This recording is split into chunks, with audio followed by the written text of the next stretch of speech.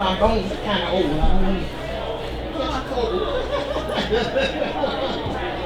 I'd love to say I'm still young, but I'm not. Thank you very much for taking time out of your very busy schedule to come hear more about Serenity Inn. Serenity Inn was birthed out of the ELCA, 5 congregations: Incarnation, Hepatha, Cross, Reformation, and All Peoples. They were having problems with people with addictions, people with alcoholism, members who were losing loved ones because of the problem. So they wanted to do something about it. And the assistant to the bishop at that time was Rick Dimas, and he had heard a conversation. He had been in California, and he heard this man give a presentation about a treatment program in Washington, D.C. called Serenity Inn. And he was so fascinated with it, he said, well, he came back and he said, we need to form a mission team. And that we did. And the mission team went to Washington, D.C. to visit Serenity Inn. And after that visit, the mission team voted to partner with Samaritan Inns, and they would serve as our mentors through the process. But when we came back to Milwaukee, we didn't want to reinvent the wheel. We wanted to do something to help with the problem, not try to put our cakes on and say we're going to fix it. So what we did was we found a house, and we partnered with Habitat for Humanity, who did the repairs on the house and fixed the house up. And we moved our first individual in April 2004. We have been open now for 10 years. We take men with 3 to 5 days of clean time. We ask that they go to detox first. And after detox, they come in to see us. They can be with us up to 7 months. That's the luxury of Serenity Inn. Because guys come to us, they don't have to have any money, any insurance, or any ability to pay for treatment services. All they need is a desire to want to live in recovery. That's all they need. And once they see us, once they move in with us, they are there for 7 months. The first 30 to 45 days are very restricted.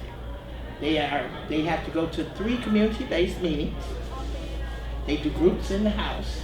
They don't travel alone. They can't have any contact with family or friends. Because one of the things we found out is that family can be a hindrance too. As opposed to, when they leave the program, they go back and stay in the same environment, which caused them to use it in the first place. So that's why we want that time to work with them, to help them understand their addiction, help them understand their triggers, help them develop a relapse prevention plan in that time frame. And what I would like to get across is that the population has changed. When we first opened the doors, it was cocaine users. And sadly, I have seen in the last 2 years, which breaks my heart, and I hope that I had invited one of our alumni, so I hope he shows up, that the problem now is heroin. If you've heard about it on the news, it's far worse than you think about on the news. We get guys now that are 18 and 19 years old that have been using drugs, that parents who have called and said, please help, I don't know where else to go.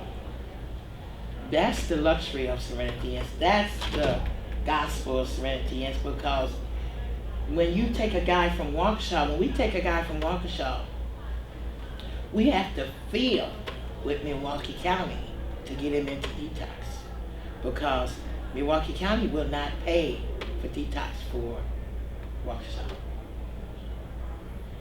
However, a person that's coming off of heroin or alcohol, they need a safe place to detox. It's so harsh on their body. They can have seizures, they can have a heart attack. a lot of things can happen. So we require that they do detox. But once they come to us, they are not on anything. We don't take guys that are bipolar schizophrenic because we believe that if you treat the addictions, you need to treat the mental illness. And oftentimes, organizations take guys to treat one or the other. They don't treat both. And that's the danger. We don't take guys who have sexual assaults because we are 2 blocks from a school. And we want to create a safe environment for our dinner fellowship volunteers. We have people who bring their children. You want to be able to bring your children into a safe environment. The thing about Serenity Inn that I said about the gospel, another issue is that we do dinner fellowship. We have what we call dinner fellowship. We give people an opportunity to live out their faith journey, and we give men the opportunity to sit down and eat dinner and develop socialization skills they didn't have in their addiction. We ask people to bring a meal and sit down and eat with these men every day. That's done 365 days a year. We have some people who come once a month. We have some people that come twice a month. We have some people that come faithfully once a week, and bring them in dinner. We have Lutheran churches, Baptist churches. We have business people.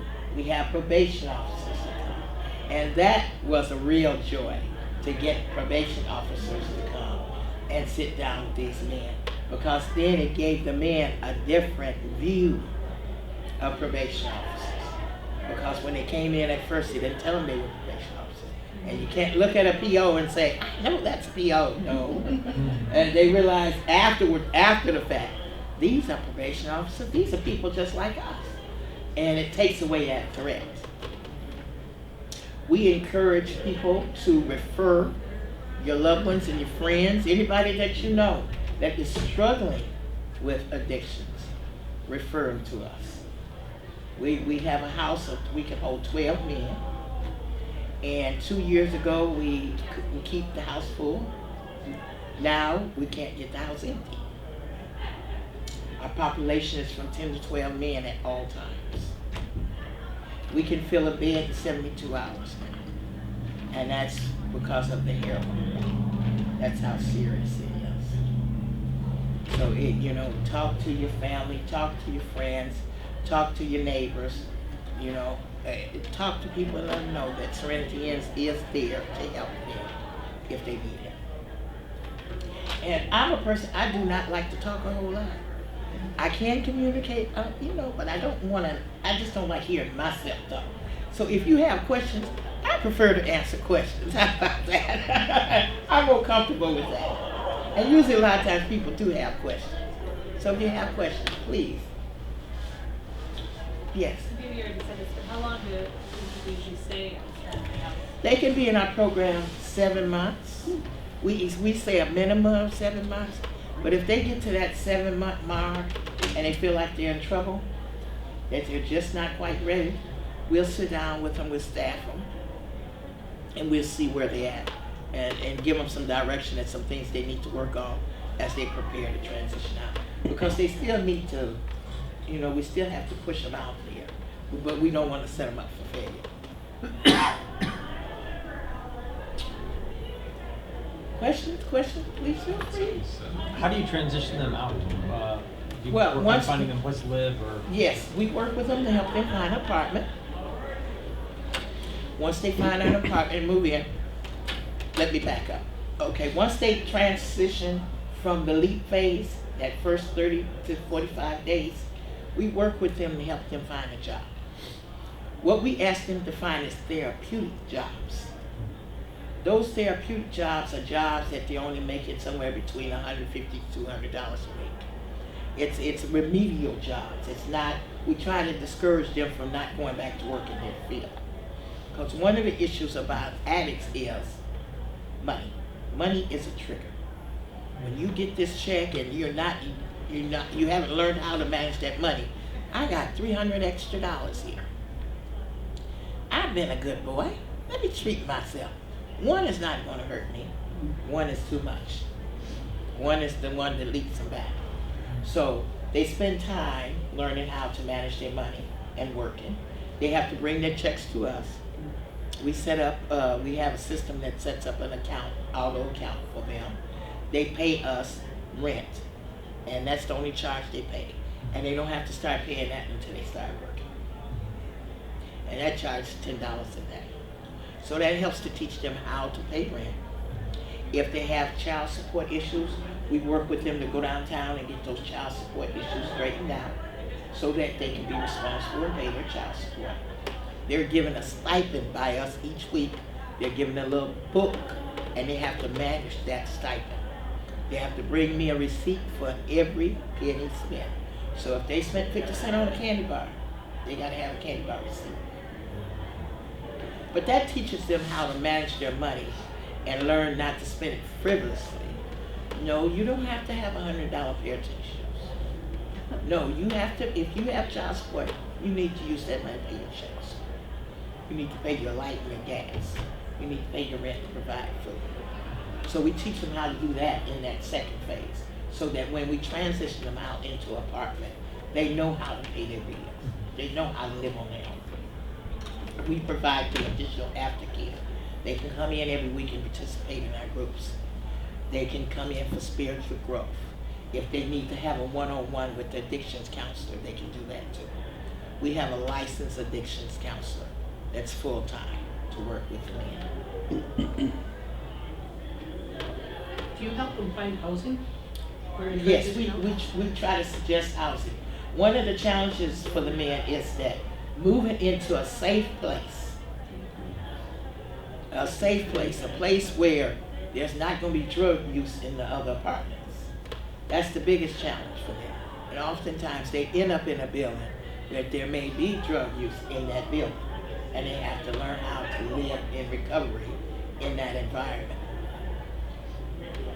So as Serenity Inn is talking about expansion, that's one of the things we're talking about doing, is buying apartment buildings so our graduates do have a safe place to move into and continue their recovery process. Because the longer they live in recovery, improves their chances of staying in recovery. You can't use drugs for 10 years and get free in 30 days. It doesn't work. It's a lifestyle change. Do you work with families also? No, not right now. We don't. It's something we've been talking about doing because of the change in the population to help families understand better the addiction. So that's something we're talking about doing now. We are in the process of, the board is in the process of doing a retreat, which starts next week. And we're going to be talking about expansion, how we expand.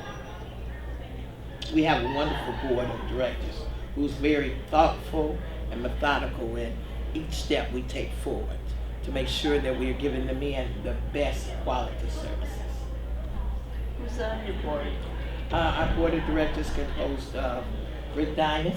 Oh, he's still around? Yes. Reverend Joe L. Winger. Oh, yeah. Dave Ramosier from Fox Point is our board advisor. Lorraine Bueller. Tim McMurtry is our board president. We have Bill Martins, and I'm trying to think of, we have a new board member, Ellen Luby and Craig Watson. Those are our board members. When the residents leave, are they allowed to come back for additional counseling and care? Oh, absolutely. We tell them all the time, once you become a part of Serenity Inn, you are part of Serenity Inn for a lifetime. Because we understand that this is a lifetime that you do this work for the rest of your life. And we always want them to have a safe place to do their recovery. If they wake up one morning and find that they're in trouble, or if they've slipped, we want them to be able to come back to us and say, hey, I slipped. I got comfortable. I didn't use all my tools that you taught me, and I need help. And we want to be there to help them. Yes, sir. No, I want to mention a number of the folks from St. Matthew's were involved in the rehabbing of the house that Yes. Serenity Inn is. A bunch of guys here from Habitat did that work. Yes, thank you very much. And if you wanted to come out and visit it now, it still looks the same. What kinds of volunteer help do you look for? I love that question. That was a plant. Okay, we always look for people to participate in the fellowship. That's the first place we encourage people to start, because it is such an awesome journey. I can sit up and talk about dinner fellowship all day, but I cannot explain it as well as you experience it. Once you experience it for yourself, then all the things I say, they come on like, oh, okay. Because it's such an awesome journey. You go there with the attitude that you're giving the men something, and the men give you so much more. Because if they feel like they can't give you anything for your generosity, so what they give you is their story. You know, how they got started. That's why it's so good for people to bring their children and confirmation classes, because they love telling the kids, well, you know, if your friend is doing this, no, you don't. This is how I got started. This is how I ended up there. So dinner fellowship is an excellent place to start. We also have volunteers who participate and help keep the lawn, do lawn care, the landscaping. We have volunteers who serve as people who work with us on our annual event. Each year we have an annual event at the Titanic Community Center, and we have volunteers who help us with that. We also have volunteers who serve as people to collect things we need. We have what we call Adopt a Closet. Our closets are paper products, cleaning supplies, personal hygiene, and food. And that closet, paper supplies, is paper products, paper towels, paper toilet tissue, napkins, paper plates, paper cups, that kind of stuff. We go through, you'd be amazed at how men go through toilet tissue and paper towels. Yes. If I could say, one of the things it did for me, it broke down my stereotype of addiction. Numbers of very successful businessmen from Brookfield who've been addicted for 30 years on hard drugs are part of the program. The African American community is certainly part of the program, but it's a mix of people. We have this crazy notion that we're kind of helping the poor when we go down there, and it's not. It's helping people. Yes. If It's people helping people. Go ahead. if I could add, I started taking my children there 9 years ago, and we did it for about 3 years, and they were 4, 5, 6 at the time, and so it was an environment that was conducive for that. The witness that you identified was certainly what we got back from it, and so my children still remember then playing checkers or chess or anything else with the gentleman there. But now, as my children are in Tosa East, which has a significant amount of marijuana and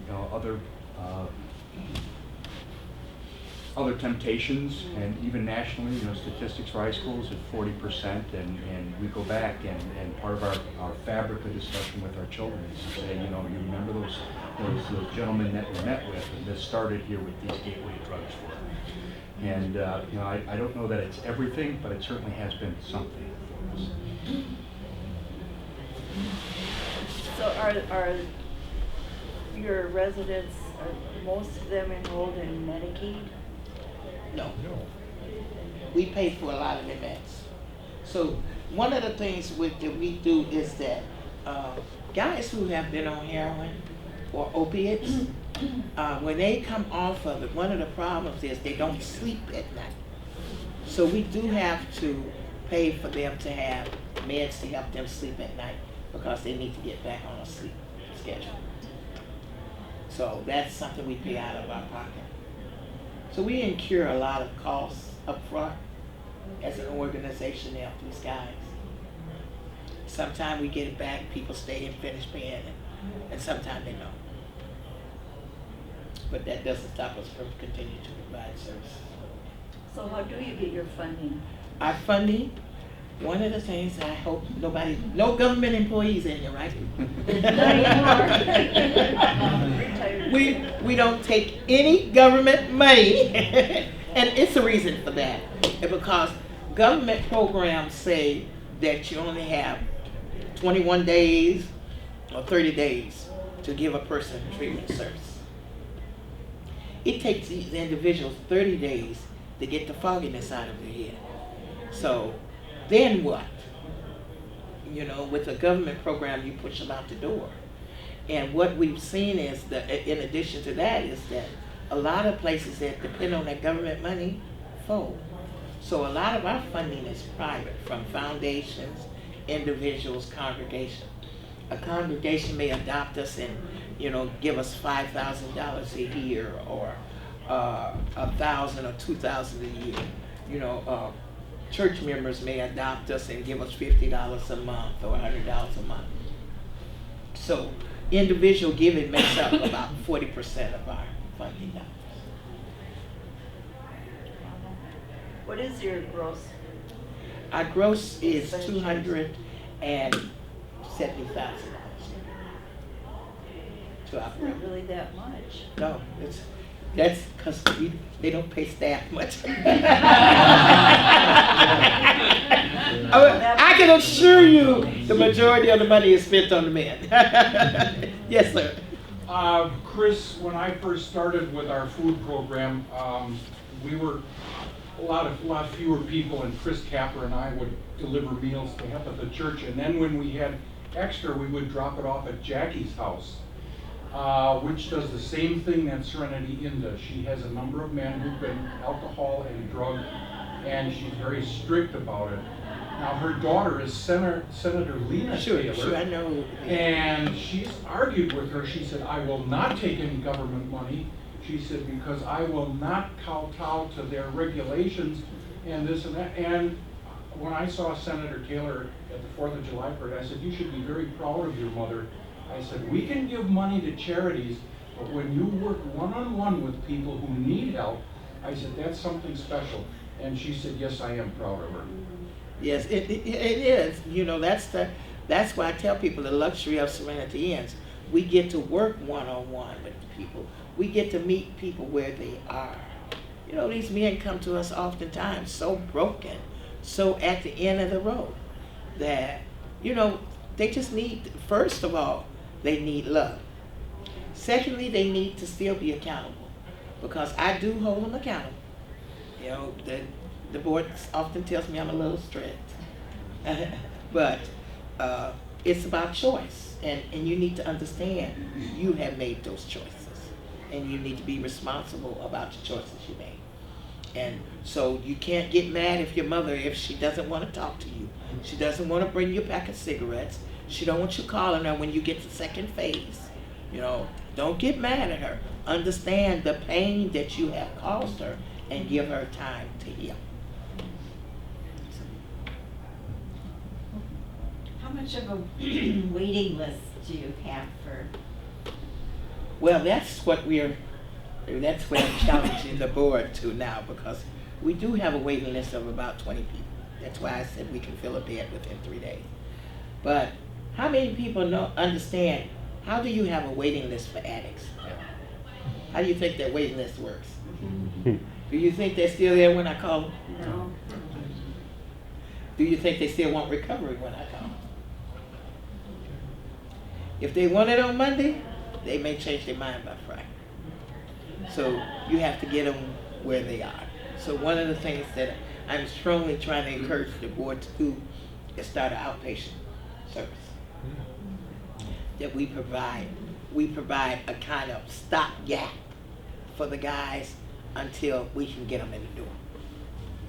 And if we can't get them in our door somewhere, but give them something till they can get there.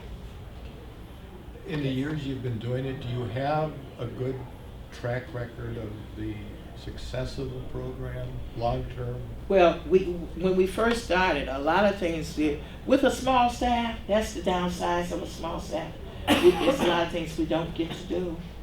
And since I'm the chief bottle washer, that don't mean I just wash the bottles. I do everything, even the grocery shopping sometimes, you know. So it was kind of hard to track the individuals. However, one of our board members, who is a retired social worker, has started tracking people the last 2 years. And out of that, we formed the Alumni Association. So we have an official association of men that are alumni that serve the men that are in the program now. So that helps us track. So we ask them, okay, police yourselves. Start tracking guys who leave here and see where they are and what they're doing. And they let us know. They let us know. If they sneak and relapse, they let us know. So, yes. So you mentioned some help with jobs before and with financial management. How far and wide, how holistic do you have to be to actually treat somebody with drug addiction? It's sometimes not just about the drugs, but everything that's going on in their lives. So Yes, because you know what, you need to teach them how to be accountable. One of the things that we have a tendency to do, and that's addicts, is that moving our emotions.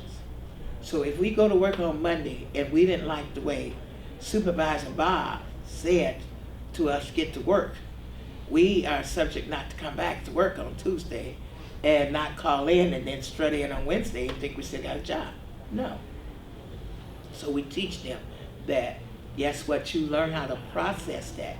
You not make it personal, and you go to work. Did you go to work and give the best in your job today? You know, if that's a problem on your job, we teach them not to take the attitude, well, I'm going to quit my job because I don't like the way this person's doing me, he's treating me. No, that's not how it works. You go to work and you learn how to work. And you learn how to do the job. You learn how not to make it personal. So that's part of the process. If I could add to that, being able to go to dinners and over time and engendering a little trust, I think that any professional could lend some mock interviewing skills for the gentlemen who are there. Oh, absolutely. Often, there's a lot of raw honesty in what they say about why they quit their previous job, and might reel in some of the raw honesty to simply be honest, but maybe not rawly honest. Exactly.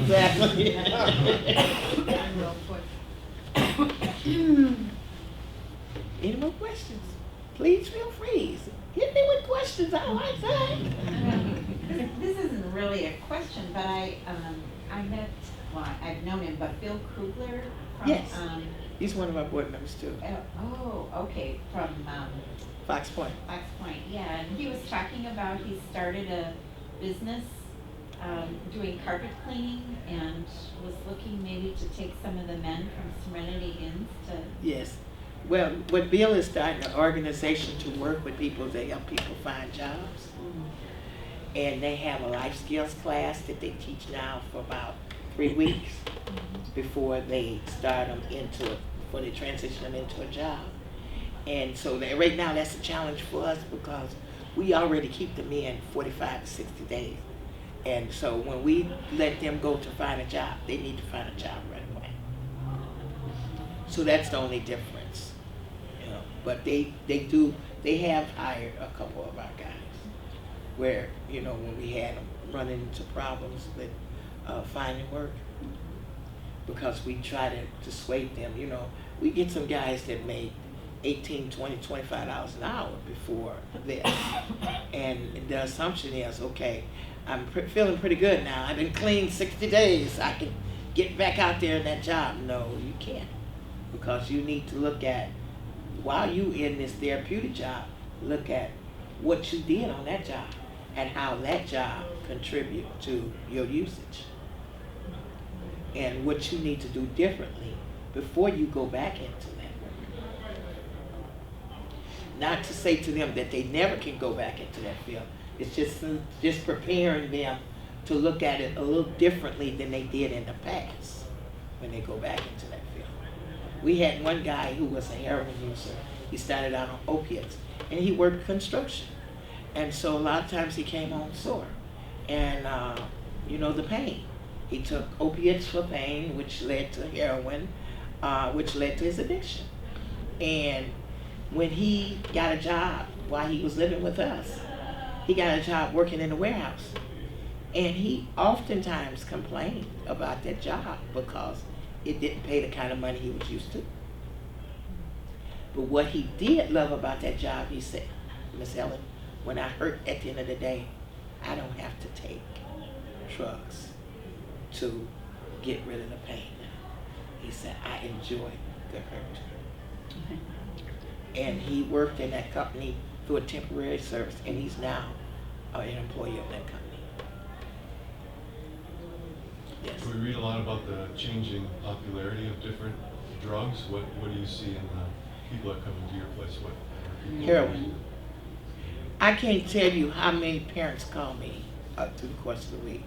And my hands are kind of tied because, you know, it's parents from Oconomowoc, Mequon, New Berlin, Waukesha, and if they don't have detox, if they can't get them in detox out there, I can't get them in detox in Milwaukee because Milwaukee will not take them. And that hurts. That hurts. If you have a service, you know, I got a bed here and I can take this person and I can't take them because we can't find a safe place for them to detox. And they really need to have a safe place to detox. I would not okay them detoxing in our facility because none of us are doctors. And what if something happens? We're not equipped to help that person. But why can't they be treated in Waukesha or Ozaki? Is it not? If they can find, Mm-hmm. that's it. If they can find a detox. Some places, some people have burned their bridge with detox. Some parents have, you have a guy that's 25 years old who's been in detox 7 times, and they may not take him back as soon because you can only do a Suboxone regimen so many times through the course of the year. I think it's once, maybe twice a year, because that can lead to another addiction. So that's the challenge.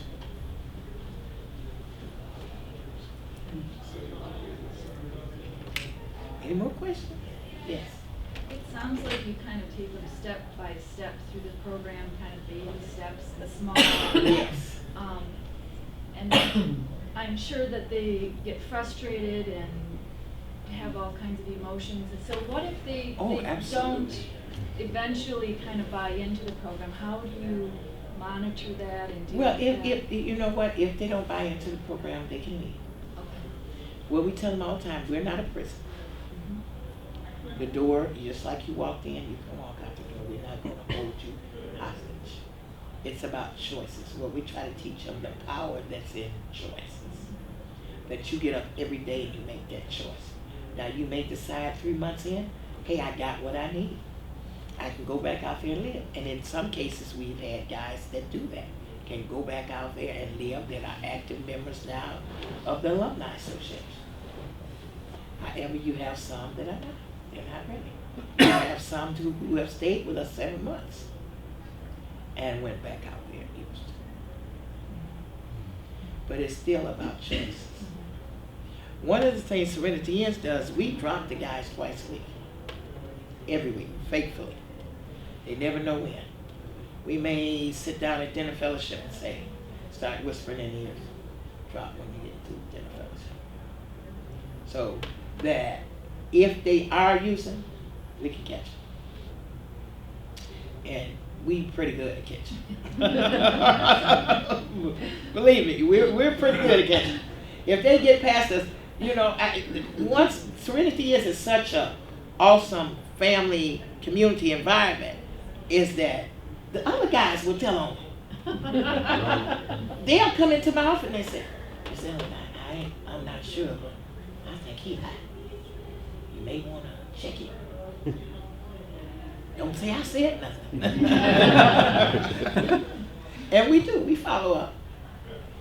We had a young man that was in our program, 19 years old. His drug of choice was he felt that his drug wasn't bad because what he was doing was taking Claritin and mixing it with cough syrup and drinking that to get high. And he had been with us about 4 months. One of our dinner fellowship volunteers works for Andrew Chevrolet, got him a job. And He came in one day and he sat down with me and he started talking to me, and I kept looking at him and I said, I think he's high. And he said, well, I just wanted to tell you what happened about my bus pass and all this. And I said, okay, I'm gonna send you over there and let you talk to Lionel. So I sent him over and let him talk to the addictions counselor. And after he talked to the addictions counselor, I asked the addictions counselor, I said, what did you say to him? He said, well, I know I'm getting tired of him talking about he lost his bus pass. I said, I know that too. I said, but what else did you see? He said, I didn't see much. I said, I think he's high. He said, you sure? I said, I think he's high. And so our alumni associations also serve as our innkeepers. So one of our alumni, I said, I think he's high. I just want you to talk to him for a few minutes. He came back and he said, yeah, I think he high too. I said, well, let's drop him. So we got ready to drop him, and he couldn't go. Oh, yeah. For 45 minutes, he couldn't go. So I said, well, okay, that's long enough. So he walks out with the cup in his hand. I said, where you going with that cup? He said, oh, I just forgot to sit it on the table. Yeah. I said, don't leave the building. I said, I'm going to call you back in here. So I let him walk away. And they said, Miss Ellen, you let him walk away? I said, no, wait a minute. So I let him get to the top of the steps. And I called him. I said, hey, come back. Down here. He came back down.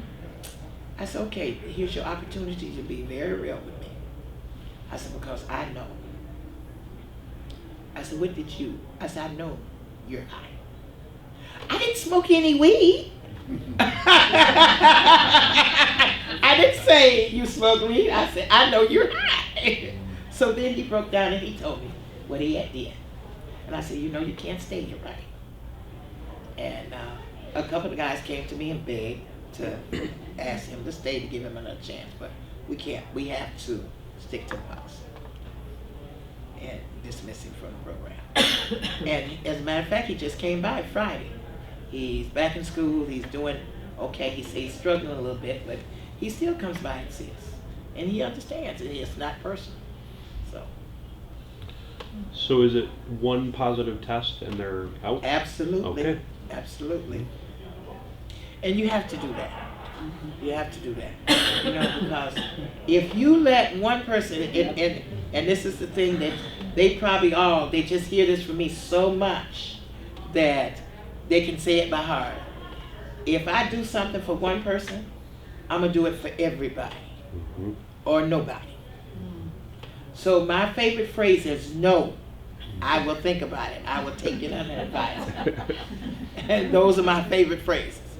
Because I'd rather do that and err on the side of the safe end than make a mistake and create all kind of anarchy.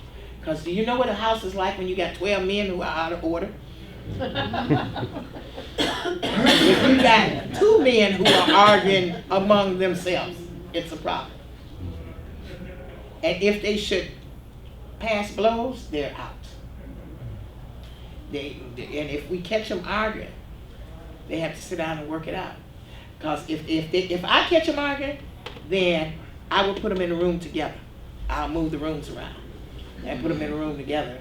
And that way, that forces them to have to learn how to get along. How many bedrooms are there? There are 5 bedrooms. And there's 2 3-bedrooms and 2 bedrooms. And each person has a locked closet so they can lock up their stuff and take care of it. And the rooms are very nice. I mean, the bed, the spacing, it's not like you're laying on top of each other. You've been there, so you can explain to them that they're very comfortable. Yes. We just happened by chance going tonight, taking a meal down, and if there's someone that would like to go with us and experience, you don't have to bring anything, just yourself, but this has piqued your interest and are considering to volunteer, more than welcome to pick you up and you can come with us and experience the program tonight. So. Oh, nice. Yeah, you're going tonight. Huh? You're going yeah, tonight. we're going tonight. We're doing the I'm grub. going tonight Usually also. 2 people. Oh, good. Yeah, I'm going with you. Huh? I'm going with you. Hey, you are. Yeah. I didn't know, but I know we had someone else want to come. In the parking lot. So will this be your first time? No. No, Okay. no. I've been Okay. there many times. And it is a very moving experience to sit down and just share and Uh-huh. hear everyone share their stories and, I really appreciated what Jonathan shared about bringing his kids along, yeah, thank God. because it really does. It's the best education in the world to hear the stories. And you know kids don't, I have kids. God has a sense of humor. He gave me 3 sons and 9 grandsons. and 2 brothers. So I'm so comfortable with men. And kids don't hear us as parents, Right. but they hear those men. And they listen. And they take seriously what they say. So. I felt like the men were very protective. I came with my teenage son and another teenage boy, and they really wanted to talk right to them and Yeah. just let them know, what can happen. Yeah. So that was kind of neat. Yes. I may be naive, but I don't know what you mean when you say you dropped them. Oh, urine test. That mean drop their drawers or? No. Lady, you want to blind me for life? I don't do any of the drug tests. It's a drug. It's what we call a drug test. Yeah. They have to do a urine test. We take. I didn't understand that. Drop The addictions counselor or urine test. does the test. Excuse me. Where are they finding places to live after they leave, if they can't go back to their own family? Or Some are fortunate enough to go with their families into a safe environment, but some are finding apartments on the east side, a little bit on the south side, a couple of areas in the city. So, but it's a challenge, it's a real challenge. yeah, how, if they're in low-wage jobs, how do they pay for their living expenses once they leave you? They learn how. Other people do it right. So how do they not get to do it? They have to learn. You have to learn how to manage that money.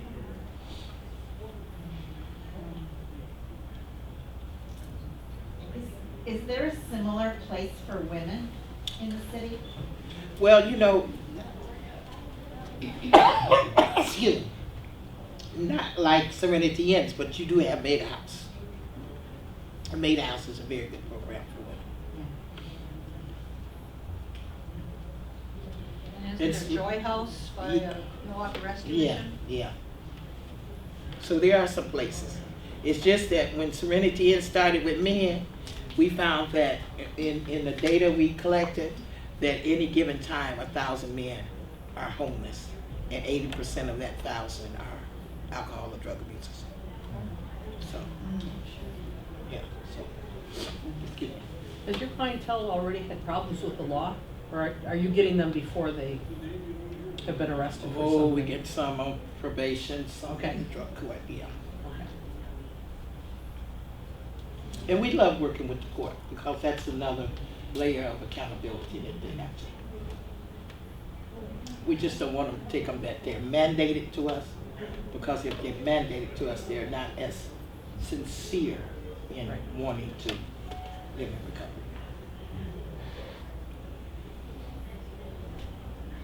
I did bring a few brochures with me if anybody is interested in getting one. And a young lady came and did Tenor Fellowship, and she wrote an article about Serenity Inns in the River West Current, so I brought a couple of copies if you guys are interested in reading. Any more questions? Okay, thank you very Thank you.